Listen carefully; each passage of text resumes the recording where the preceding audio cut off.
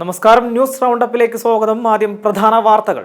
Police സ്റ്റേഷനിൽ ദളിത് സ്ത്രീയെ മാനസികമായി പീഡിപ്പിച്ച സംഭവത്തിൽ സ്പെഷ്യൽ ബ്രാഞ്ച് അന്വേഷണ റിപ്പോർട്ടിൽ ഗുരുതര കണ്ടെത്തലുകൾ. സംഭവത്തിൽ പേരൂർക്കട SI പ്രസാദിനെ സസ്പെൻഡ് ചെയ്തു. മലപ്പുറം കാളിക്കാവിലെ നരഭോജി കടുവയ്ക്ക് വേണ്ടിയുള്ള തിരച്ചിൽ 5-ാം ദിവസത്തിലേക്ക്. 20 പേരടങ്ങുന്ന 3 ടീമുകളിലായി RRT തിരച്ചിൽ നടത്തും. വഞ്ചിയൂരിൽ ജൂനിയർ അഭിഭാഷകയെ ക്രൂരമായി മർദ്ദിച്ച സംഭവത്തിൽ പ്രതിയായ സീനിയർ അഭിഭാഷകൻ ബെയിൽ ദാസിന് ജാമ്യം. Thiruvananthapuram judicial first class magistrate കോടതിയാണ് വാദികളുടെ ജാമ്യം അനുവദിച്ചത്. 14 വയസ്സുകാരനെ പ്രകൃതി വിരുദ്ധ ലൈംഗിക പീഡനത്തിനിരയാക്കിയ കേസിൽ ഒരാൾ പിടിയിലായി. കാവുംപുറം സ്വദേശി സിദ്ദീഖാണ് വളാഞ്ചേരി പോലീസിന്റെ പിടിയിലായത്. വാർത്തകൾ വിശദമായി. ഇല്ലാത്ത മോഷണക്കുറ്റം ചുമത്തി പോലീസ് സ്റ്റേഷനിൽ ദളിത് സ്ത്രീയെ മാനസികമായി പീഡിപ്പിച്ച സംഭവത്തിലെ സ്പെഷ്യൽ ബ്രാഞ്ച് അന്വേഷണ റിപ്പോർട്ടിൽ ഗുരുതര കണ്ടെത്തലുകൾ. കേസ് കൈകാര്യം ചെയ്യുന്നതിൽ പോലീസ് ഗുരുതര വീഴ്ചയുണ്ടായെന്നാണ് കണ്ടെത്തൽ. പരാതി കിട്ടുമ്പോൾ സ്വീകരിക്കേണ്ട പ്രാഥമിക നടപടികൾ പോലും പോലീസ് സ്വീകരിച്ചില്ലെന്നും സ്പെഷ്യൽ ബ്രാഞ്ച് അന്വേഷണ റിപ്പോർട്ടിലുണ്ട്. പരാതി കിട്ടിയതിന് പിന്നാലെ ബിന്ദുവിന്റെ പശ്ചാത്തലം പോലും അന്വേഷിക്കാതെ പോലീസ് നടപടിയെടുത്തുവെന്നാണ് കണ്ടെത്തൽ. മുൻപൊരു കേസ് പോലും ഇല്ലാത്ത വ്യക്തിയാണ് ബിന്ദു. 3 ദിവസം മാത്രമാണ് പരാതി ഉന്നയിച്ച ആളുടെ വീട്ടിൽ ജോലി ചെയ്തത്. ആരോപണത്തിന്റെ പേരിൽ കസ്റ്റഡിയിലെടുത്തപ്പോൾ വീട്ടുകാരെ വിവരമറിയിച്ചില്ല. മക്കളുടെ ഫോൺ കോൾ എടുക്കാൻ പോലും സമ്മതിച്ചില്ല. ഇത് ഗുരുതരമായ കൃത്യവിലോപമാണ്. രാത്രി കസ്റ്റഡിയിൽ നിർത്തേണ്ട സാഹചര്യമില്ലെന്നിരിക്കെ പോലീസ് സ്റ്റേഷനിൽ നിർത്തി. പിറ്റേന്ന് രാവിലെ തന്നെ മാല കിട്ടിയ കാര്യം പരാതിക്കാരെ അറിയിച്ചതാണ്.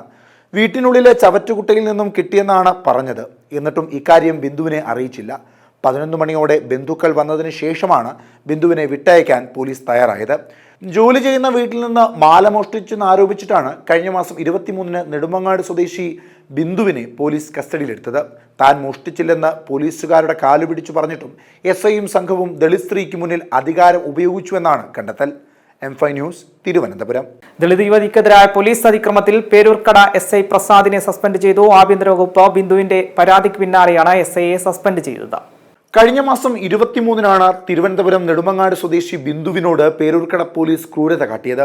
ബിന്ദു ജോലിക്ക് നിന്ന വീട്ടിൽ നിന്ന് സ്വർണ്ണമാല കാണാതെയായിരുന്നു. വീട്ടുകാർ നൽകിയ പരാതിയിൽ തന്നെ സ്റ്റേഷനിലെത്തിച്ച് പീഡിപ്പിച്ചെന്നാണ് ബിന്ദുവും പറഞ്ഞത്. ക്രൂരതയാണ് തന്നോട് പോലീസ് കാണിച്ചതെന്നും മാല എവിടെടി എന്ന് ചോദിച്ച് ചീത്ത പറഞ്ഞുവെന്നും വിവസ്ത്രയാക്കി പരിശോധന നടത്തിയെന്നും അടിക്കാൻ വന്നുവെന്നും ബിന്ദു ആരോപിച്ചിരുന്നു. മക്കളെ കേസിൽ കൊടുക്കുമെന്ന് പറഞ്ഞപ്പോൾ താങ്ങാൻ പറ്റിയില്ല. അടുത്ത ദിവസം മാല കാണാതായ വീട്ടിലെ അമ്മയും മകളും തന്നെ വിളിച്ച് കേസില്ല എന്നും വെറുതെ വിടണമെന്നും പറഞ്ഞു. അപ്പോഴും ഈ മാല കിട്ടിയെന്ന് തന്നോട് പറയുന്നില്ല. പിന്നീട് തൻ്റെ ഭർത്താവാണ് മാല വീട്ടിൽ തന്നെ ഉണ്ടായിരുന്നുവെന്ന് പറഞ്ഞതെന്നും ബിന്ദു പറഞ്ഞിരുന്നു. സംഭവത്തിൽ പരാതി നൽകാൻ ചെന്നപ്പോൾ മുഖ്യമന്ത്രിയുടെ ഓഫീസിൽ നിന്ന് മോശം അനുഭവമാണ് ഉണ്ടായതെന്നും ബിന്ദു പറഞ്ഞിരുന്നു. പോലീസിനെതിരെ താൻ നൽകിയ പരാതി മുഖ്യമന്ത്രിയുടെ പൊളിറ്റിക്കൽ സെക്രട്ടറി P. ശശി വായിച്ചു പോലും നോക്കിയില്ലെന്നും നിസ്സംഗതയോടെയാണ് P. ശശി പെരുമാറിയതെന്നും ബിന്ദു പറഞ്ഞു. M5 news, Thiruvananthapuram. മോഷണക്കുറ്റം ആരോപിച്ച ദളിത് യുവതിക്കെതിരായ പോലീസ് ക്രൂരത വകുപ്പ് തല അന്വേഷണം നടത്തുന്നുണ്ടെന്ന് മന്ത്രി OR കേളു. സംഭവവുമായി ബന്ധപ്പെട്ട പോലീസിനോട് റിപ്പോർട്ട് തേടിയിട്ടുണ്ട്. മുഖ്യമന്ത്രിയുടെ ഓഫീസിൽ നടന്നത് ശ്രദ്ധയിൽപ്പെട്ടിട്ടില്ലെന്നും മന്ത്രി എറണാകുളത്ത് പറഞ്ഞു.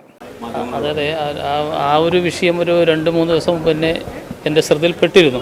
ഞാൻ ആ കാര്യങ്ങൾ മനസ്സിലാക്കിയിരുന്നു. അവർ ജോലിക്ക് നിൽക്കുന്ന വീട്ടിൽ നിന്ന് സ്വർണ്ണമാല മോഷണം പോയതായിട്ട് ബന്ധപ്പെട്ടിട്ടാണ് അവർ പരാതി കൊടുത്തതും ആ പരാതിൻ്റെ അടിസ്ഥാനത്തിലാണ് ഇവർ കസ്റ്റഡി എടുത്തതെന്നാണ് ആദ്യം നമുക്ക് മനസ്സിലാക്കാൻ വേണ്ടി സാധിച്ചത്. പിന്നീടാണ് അന്വേഷണത്തിൽ ആ മാല ആ വീട്ടമ്മയുടെ വീട്ടിനകത്തു നിന്ന് തന്നെ കിട്ടി എന്നുള്ളതാണ് പിന്നീട് നമുക്ക് മനസ്സിലാക്കാൻ വേണ്ടി സാധിച്ചിട്ടുള്ളത്. ഏതായാലും ആ നമ്മുടെ ഈ തദ്ദേശീയ ജനവിഭാഗത്തെ ആ സഹോദരിയെ അത്ര സമയമെടുത്തുകൊണ്ട് വല്ലാത്ത രീതിയിലുള്ള ചോദ്യം ചെയ്യലും ഒക്കെ നടത്തിയത് ഒരു സാഹസമായിട്ടുള്ള ഒരു കാര്യമാണ്. അങ്ങനെ ചെയ്യാൻ പാടില്ലാത്ത കാര്യമാണ്. അത് മിനിസ്റ്റർ നിലയ്ക്ക് എൻ്റെ ശ്രദ്ധയിൽപ്പെട്ടിട്ടുണ്ട്. ആ കാര്യങ്ങൾ ഇടപെട്ടിട്ടുണ്ട്. പോലീസ് ഡിപ്പാർട്ട്മെൻറ്റ് ആ കാര്യങ്ങൾ വിശദമായിട്ട് പരിശോധനയ്ക്ക്. മലപ്പുറത്ത് കാളിക്കാവിലെ നരഭോജി കടുവയ്ക്ക് വേണ്ടിയുള്ള തിരച്ചിൽ 5-ാം ദിവസത്തിലേക്ക്. 20 പേരടങ്ങുന്ന 3 ടീമുകളിലെ RRT തിരച്ചിൽ നടത്തും.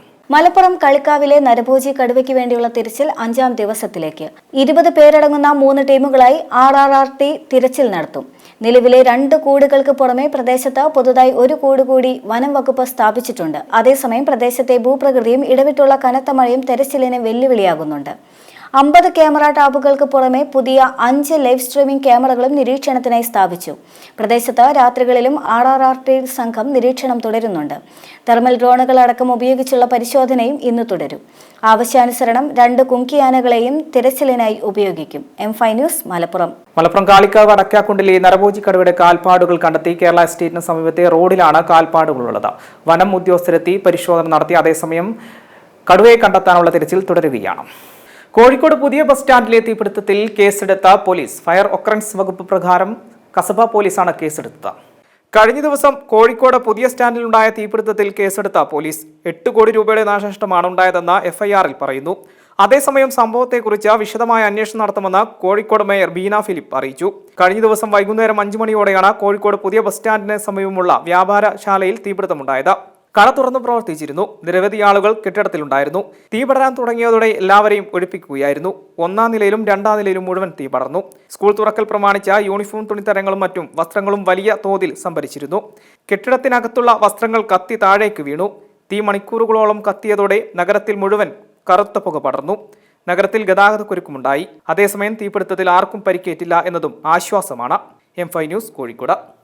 നാടിനെ നടുക്കിയ കോഴിക്കോട്ടെ തീപിടുത്തത്തിൽ ജില്ലാ കളക്ടറോട് റിപ്പോർട്ട് തേടി ചീഫ് സെക്രട്ടറി. മുഖ്യമന്ത്രിയുടെ നിർദ്ദേശപ്രകാരമാണ് വിഷയത്തിൽ ചീഫ് സെക്രട്ടറി റിപ്പോർട്ട് തേടിയത്. തീപിടുത്തത്തിന്റെ കാരണം അന്വേഷിച്ച് 2 ദിവസത്തിനുള്ളിൽ റിപ്പോർട്ട് നൽകണമെന്നാണ് നിർദ്ദേശം. വൈകുന്നേരം 4-ന് ശേഷം ഈ വാഹനങ്ങൾ ചാർജ് ചെയ്യുന്നതിനുള്ള നിരക്ക് കുത്തനെ കൂട്ടി KSEB. KSEBയുടെ 63 ചാർജിംഗ് സ്റ്റേഷനുകൾക്കാണ് ഇത് ബാധകം. KSEBയുടെ 63 ചാർജിംഗ് സ്റ്റേഷനുകൾക്കാണ് ഇത് ബാധകം. വൈകുന്നേരം 4-ന് ശേഷമാണ് ഈ വാഹനങ്ങൾ ചാർജ് ചെയ്യുന്നതിനുള്ള നിരക്ക് KSEB കുത്തനെ കൂട്ടിയിരിക്കുന്നത്. കേന്ദ്ര സർക്കാരിന്റെ മാർഗനിർദ്ദേശപ്രകാരമുള്ള സർവീസ് ചാർജ് കൂടി ഈടാക്കാൻ തീരുമാനിച്ചതോടെ പല സ്വകാര്യ ചാർജിംഗ് സ്റ്റേഷനുകളേക്കാൾ കൂടുതൽ തുകയാണ് ഇവിടങ്ങളിൽ നൽകേണ്ടി വരുന്നത്. സ്വകാര്യ ചാർജിംഗ് സ്റ്റേഷനുകൾക്ക് ഇപ്പോൾ ഏകീകരിച്ച നിരക്കില്ല. രാവിലെ 9 മുതൽ വൈകുന്നേരം 4 വരെയുള്ള സൗരോർജ്ജ മണിക്കൂറുകളിൽ നിരക്ക് 30% കുറയ്ക്കാനും വൈകുന്നേരം 4 മുതൽ രാവിലെ 9 വരെ 30% കൂട്ടാനും വൈദ്യുത റെഗുലേറ്ററി കമ്മീഷൻ അനുവാദം നൽകിയിരുന്നു. രാത്രിയിൽ ചാർജിങ്ങിന് വൈദ്യുതി ഉപയോഗിക്കുന്നത് കുറയ്ക്കാനും പകൽ ലഭ്യമാകുന്ന സൗരോർജ്ജം പരമാവധി പ്രയോജനപ്പെടുത്താനുമാണ് ഈ നടപടി. ഇതുവരെ പകലും രാത്രിയും KSEB സ്റ്റേഷനുകളിൽ നിരക്ക് തുല്യമായിരുന്നു. കേന്ദ്ര ഊർജ്ജ മന്ത്രാലയം സർവീസ് ചാർജ് ഏകീകരിക്കുകയും വിവിധ വിഭാഗങ്ങളിൽ പരമാവധി പരിധി നിശ്ചയിക്കുകയും ചെയ്തിട്ടുണ്ട്. യൂണിറ്റിന് 3 മുതൽ 13 വരെയാണ് പരമാവധി സർവീസ് ചാർജ്. സ്വകാര്യ സ്റ്റേഷനുകൾ ഇതിൽ ഇളവ് നൽകി മത്സരാധിഷ്ഠിതമായി പ്രവർത്തിക്കുമ്പോൾ പരമാവധി ചാർജ് തന്നെ ഈടാക്കാനാണ് KSEBയുടെ തീരുമാനം. News desk M5 news. വഞ്ചിയൂരിൽ ജൂനിയർ അഭിഭാഷകയെ ക്രൂരമായി മർദ്ദിച്ച സംഭവത്തിൽ പ്രതിയായ സീനിയർ അഭിഭാഷകൻ ബേലിൻ ദാസിന് ജാമ്യം. Thiruvananthapuram judicial first class magistrate കോടതിയാണ് ബാദികളുടെ ജാമ്യം അനുവദിച്ചത്. ഗൗരവമുള്ള കുറ്റം ചെയ്ത പ്രതിക്ക് ജാമ്യം നൽകരുതെന്നായിരുന്നു പ്രോസിക്യൂഷന്റെ വാദം. കേസിലെ സാക്ഷികൾ പ്രതിയുടെ ഓഫീസിലെ അഭിഭാഷകരും ജീവനക്കാരുമാണ്. പ്രതിക്ക് ജാമ്യം ലഭിച്ചാൽ പ്രാഥമിക ഘട്ടത്തിലുള്ള അന്വേഷണം അട്ടിമറിക്കാൻ ഇടയുണ്ടെന്നും പ്രോസിക്യൂഷൻ കോടതിയെ അറിയിച്ചിട്ടുണ്ട്. എന്നാൽ ജൂനിയർ അഭിഭാഷകയാണ് പ്രകോപനമുണ്ടാക്കിയതെന്നും ഓഫീസിനുള്ളിൽ നടന്ന നിസ്സാര സംഭവത്തെ പർവ്വതീകരിക്കുകയാണെന്നും പ്രതിഭാഗം വാദിച്ചു. കോടതി നൽകുന്ന ഏതുപാധിയും അംഗീകരിക്കാമെന്ന ബെയിലിൻ ദാസിന്റെ വാദം അറിയിച്ചാണ് കോടതി ജാമ്യം അനുവദിച്ചത്. M5 news Thiruvananthapuram. 14 വയസ്സുകാരനെ പ്രകൃതി വിരുദ്ധ ലൈംഗിക പീഡനത്തിനിരയാക്കിയ കേസിൽ ഒരാൾ പിടിയിൽ. കാവുംപുറം സ്വദേശി സിദ്ദീഖാണ് വളാഞ്ചേരി പോലീസിന്റെ പിടിയിലായത്. വളാഞ്ചേരി കാവുംപുറത്ത് 14-കാരനെ പീഡിപ്പിച്ച സംഭവത്തിൽ 61-കാരനായ കാവുംപുറം സ്വദേശി കരിക്കുഴിയിൽ സിദ്ദീഖാണ് പിടിയിലായത്. ഓണാവധിക്കാലത്തായിരുന്നു കേസിനാസ്പദമായ ആദ്യ സംഭവം. പ്രതിയെ പേടിച്ച് കുട്ടി വിവരം പുറത്തു പറഞ്ഞിരുന്നില്ല. പല തവണകളിലായി കുട്ടിയെ പല സ്ഥലങ്ങളിൽ വെച്ച പ്രകൃതി വിരുദ്ധ ലൈംഗിക പീഡനത്തിന് ഇരയാക്കിയിട്ടുണ്ട്. കുട്ടി പ്രതിയുമായി തർക്കിക്കുന്നത് കണ്ട വീട്ടുകാരാണ് കാര്യം ചോദിച്ചറിഞ്ഞത്. തുടർന്ന് കുട്ടി പീഡന വിവരം രക്ഷിതാക്കളോട് പറഞ്ഞു. പിന്നീട് വീട്ടുകാർ വളാഞ്ചേരി പോലീസിൽ പരാതി നൽകുകയായിരുന്നു. പീഡനകാര്യം പുറത്തു പറഞ്ഞാൽ ഉപദ്രവിക്കുമെന്നും ഫോട്ടോ ഉൾപ്പെടെയുള്ളവ പുറത്തുവിടുമെന്നും പറഞ്ഞ പ്രതി കുട്ടിയെ ഭീഷണിപ്പെടുത്തിയിരുന്നു. തിരൂർ കോടതിയിൽ ഹാജരാക്കിയ പ്രതിയെ റിമാൻഡ് ചെയ്തു. M5 news Malappuram. എറണാകുളം തൃപ്പൂണിത്തുറ പെരിക്കാട് വീടിന് തീയിട്ടതിനു ശേഷം ഗൃഹനാഥൻ മരിച്ച നിലയിൽ. പ്രകാശനാണ് ആത്മഹത്യ ചെയ്തത്. 59 വയസ്സായിരുന്നു. തൃപ്പൂണിത്തുറ എരൂർ വെസ്റ്റ് പെരിക്കാട് ചക്കാലപ്പറമ്പിൽ പ്രകാശനാണ് മരിച്ചത്. 59 വയസ്സായിരുന്നു. വീടിനകത്തുണ്ടായിരുന്ന മകൻ കരുണിനെ ചെറിയ പൊള്ളലേറ്റു. കരുണിനെ ആശുപത്രിയിൽ പ്രവേശിപ്പിച്ചു. തിങ്കളാഴ്ച പുലർച്ചെ 5 മണിയോടെയായിരുന്നു സംഭവം. വാടക വീടിനാണ് ഇയാൾ തീവെച്ചത്. വീടിനകത്തുണ്ടായിരുന്ന കട്ടിലിനും കിടക്കയ്ക്കും മറ്റും തീപിടിച്ച ഉടൻ തന്നെ അയൽക്കാരെത്തി തീ കെടുത്തുകയായിരുന്നു. ഈ സമയത്താണ് പ്രകാശൻ പുറത്തുള്ള മരത്തിൽ തൂങ്ങി മരിച്ചത്. കുടുംബ വഴക്കിനെ തുടർന്ന് ഇയാളുടെ ഭാര്യ വീട്ടിൽ നിന്ന് മാറിയാണ് താമസിക്കുന്നത്. ഹിൽ പാലസ് പോലീസ് സ്ഥലത്തെത്തി. ആത്മഹത്യയുടെ കാരണം വ്യക്തമായിട്ടില്ല. കഴിഞ്ഞ 1 വർഷത്തോളമായി വാടക വീട്ടിൽ താമസിച്ചു വരികയായിരുന്നു പ്രകാശൻ. സംഭവത്തിൽ പോലീസ് അന്വേഷണം ആരംഭിച്ചു. M5 news Ernakulam. സംസ്ഥാനത്തെ +2 പരീക്ഷാ ഫലം മെയ് 22-ന് പ്രഖ്യാപിക്കും. ഉച്ചയ്ക്ക് ശേഷം 3 മണിക്കായിരിക്കും വിദ്യാഭ്യാസ വകുപ്പ് മന്ത്രി ശിവൻകുട്ടി ഫലം പ്രഖ്യാപിക്കുക. ഹയർ സെക്കൻഡറി പരീക്ഷയുടെ മൂല്യനിർണ്ണയം പൂർത്തിയാക്കിയതായി മന്ത്രി ശിവൻകുട്ടി പറഞ്ഞു. 4,44,707 വിദ്യാർത്ഥികളാണ് 2ാം വർഷ പരീക്ഷയ്ക്ക് രജിസ്റ്റർ ചെയ്തത്. തിരുവനന്തപുരം ആര്യനാട് വീടിന്റെ പരിസരത്ത് നിന്ന് പെരുമ്പാമ്പിനെ പിടികൂടി. ആര്യനാട് വലിയവിളയിൽ അരുൺകുമാറിന്റെ വീട് വളപ്പിൽ നിന്നാണ് പെരുമ്പാമ്പിനെ പിടികൂടിയത്. രാത്രി 9 മണിയോടുകൂടി നിർത്താതെയുള്ള നായയുടെ കുരയെ തുടർന്ന് ഗൃഹനാഥൻ നോക്കിയപ്പോഴാണ് പെരുമ്പാമ്പിനെ കണ്ടെത്തിയത്. ഉടൻ കുറ്റിച്ചൽ ഫോറസ്റ്റ് ഓഫീസിൽ വിവരമറിയിച്ചതിനെ തുടർന്ന് വനപാലകർ എത്തി പെരുമ്പാമ്പിനെ പിടികൂടുകയായിരുന്നു. ഇനി സ്പോർട്സ്.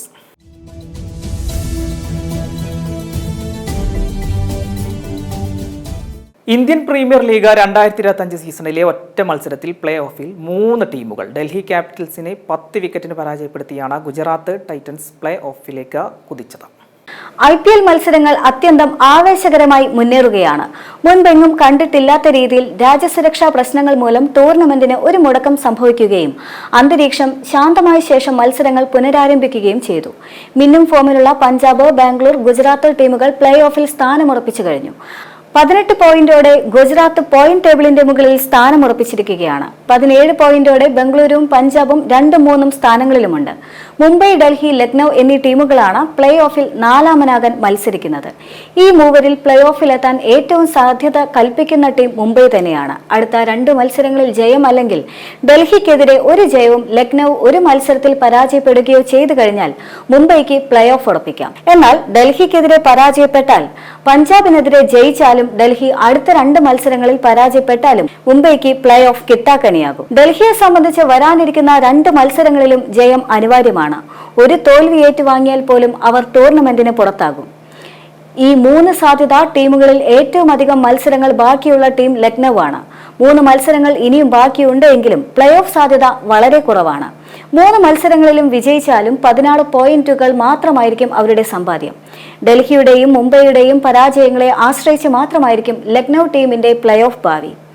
കന്നി കിരീടത്തിനായി പഞ്ചാബ്, ബാംഗ്ലൂർ, ലക്നൌ എന്നിവർ പോരടിക്കുമ്പോൾ 6 കപ്പുകളോടെ ചെന്നൈയെ മറികടക്കാൻ മുംബൈയും 2ാമത്തെ കിരീടം ലക്ഷ്യമിട്ടുകൊണ്ട് ഗുജറാത്തും കളം നിറയാനൊരുങ്ങുകയാണ്. വരാനിരിക്കുന്ന ആവേശകരമായ മത്സരങ്ങൾ തീർച്ചയായും കാണികളുടെ ഹൃദയമിടിപ്പ് കൂട്ടുമെന്ന കാര്യത്തിൽ സംശയമേതുമില്ല. മെസ്സി കേരളത്തിൽ വരുമെന്ന് ആവർത്തിച്ച് കായിക മന്ത്രി വി അബ്ദുറഹിമാൻ. മെസ്സിക്കും ടീമിനും കളിക്കാൻ കേരളത്തിൽ സൗകര്യങ്ങളുണ്ടെന്നും സമൂഹ മാധ്യമങ്ങളിൽ തെറ്റായ പ്രചരണങ്ങളാണ് നടക്കുന്നതെന്നും അദ്ദേഹം വ്യക്തമാക്കി. ഇനി കാലാവസ്ഥ.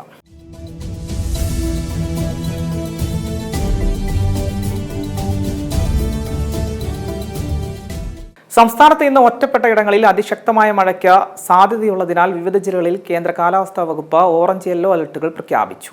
കോഴിക്കോട്, വയനാട്, കണ്ണൂർ, കാസർഗോഡ് ജില്ലകളിലാണ് ഓറഞ്ച് അലർട്ട് ഉള്ളത്. ആലപ്പുഴ, കോട്ടയം, എറണാകുളം, ഇടുക്കി, തൃശൂർ, പാലക്കാട്, മലപ്പുറം ജില്ലകളിൽ യെല്ലോ അലർട്ടും പ്രഖ്യാപിച്ചിട്ടുണ്ട്. പ്രധാന വാർത്തകൾ ഒരിക്കൽ കൂടി. പോലീസ് സ്റ്റേഷനിൽ ദളിത് സ്ത്രീയെ മാനസികമായി പീഡിപ്പിച്ച സംഭവത്തിൽ സ്പെഷ്യൽ ബ്രാഞ്ച് അന്വേഷണ റിപ്പോർട്ടിൽ ഗുരുതര കണ്ടെത്തലുകൾ. സംഭവത്തിൽ പേരൂർക്കട SI പ്രസാദിനെ സസ്പെൻഡ് ചെയ്തു. മലപ്പുറം കാളിക്കാവിലെ നരഭോജി കടുവയ്ക്ക് വേണ്ടിയുള്ള തിരച്ചിൽ 5ാം ദിവസത്തിലേക്ക്. 20 പേരടങ്ങുന്ന 3 ടീമുകളിലായി RRT തിരച്ചിൽ നടത്തും. വഞ്ചിയൂരിൽ ജൂനിയർ അഭിഭാഷകയെ ക്രൂരമായി മർദ്ദിച്ച സംഭവത്തിൽ പ്രതിയായ സീനിയർ അഭിഭാഷകൻ ബെയിൽ ദാസിന് ജാമ്യം.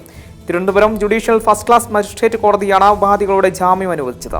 14 വയസ്സുകാരനെ പ്രകൃതി വിരുദ്ധ ലൈംഗിക പീഡനത്തിനിരയാക്കിയ കേസിൽ ഒരാൾ പിടിയിലായി. കാവുംപുറം സ്വദേശി സിദ്ദീഖാണ് വളാഞ്ചേരി പോലീസിന്റെ പിടിയിലായത്. ഇതോടുകൂടി വാർത്താ ബുള്ളറ്റിൻ സമാപിക്കുന്നു. നമസ്കാരം.